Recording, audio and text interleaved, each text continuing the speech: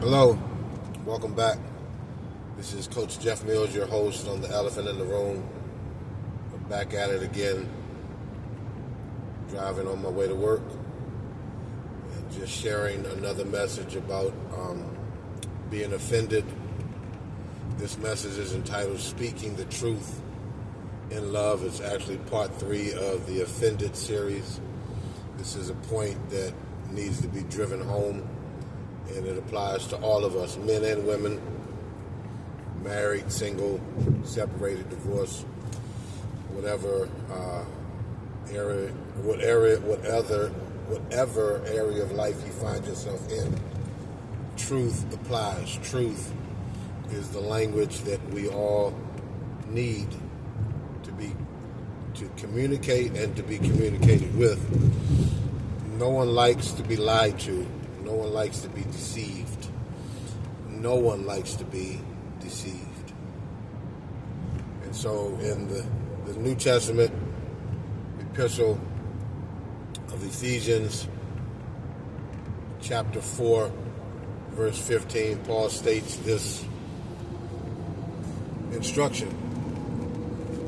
He says, "But speaking the truth in love, that we may grow up into Him, Jesus Christ, in all things, even the head, Jesus Christ." I know I just paraphrased the last little bit.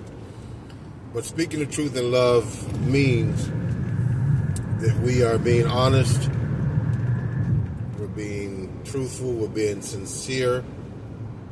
It is an expression of honesty that aims to build relationships rather than cause damage or offense. Speaking the truth in love, the motivation for speaking the truth must be, as I stated in previous videos, must be spoken with love and compassion, and not deception. The motivation should be an expression of love and compassion for others. We are communicating sincerely and honestly our thoughts, our desires, our feelings accurately, but it also involves speaking God's truth, which is the expression of His thoughts, the expression of His heart, the expression of His feelings. And it's never intended to cause damage. It's never intended to destroy relationships or hurt someone else's feelings. It's never intended to offend. The aim or the goal of speaking the truth in love is to build, is to grow, is to develop. And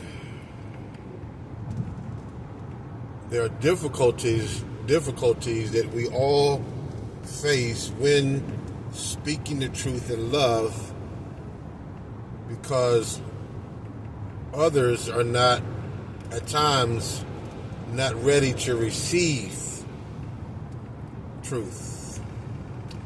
They're not mature enough to receive truth. They're not emotionally intelligent enough to receive truth. They are immature. And all of us have experienced those seasons of life, those phases of life that we've come, we realize that we are still immature in some areas and that we need some growth and development. So truth is what's demanded of us in communication with each other. The difficulties we face in speaking the truth in love is we must come to grips and we must embrace the fact that we may be rejected. speaking the truth will cause conflict. Jesus said it himself. He said, they hate me because I testify that their deeds were evil. So oftentimes we must speak the truth in an effort to help or to plant a seed in someone's life that could be going in the wrong direction. So rather than to lie to them, rather than deceive them, rather than sugarcoat or water down God's truth, which in turn will enable that person to continue on that downward destructive path, we must speak the truth, even if it's going to cause offenses. And we must, by the grace of God, overcome that fear of facing rejection, causing conflict, or even offending someone. The truth is and can be offensive, but it's usually offensive to those who are immature, those who really don't want to grow, those who are comfortable in their sins, those who hate the light of Christ and are comfortable in darkness. Jesus said this in John 3, that light has come, this is the condemnation, that light has come into the world, but men, and this is not gender men, this is mankind, men and women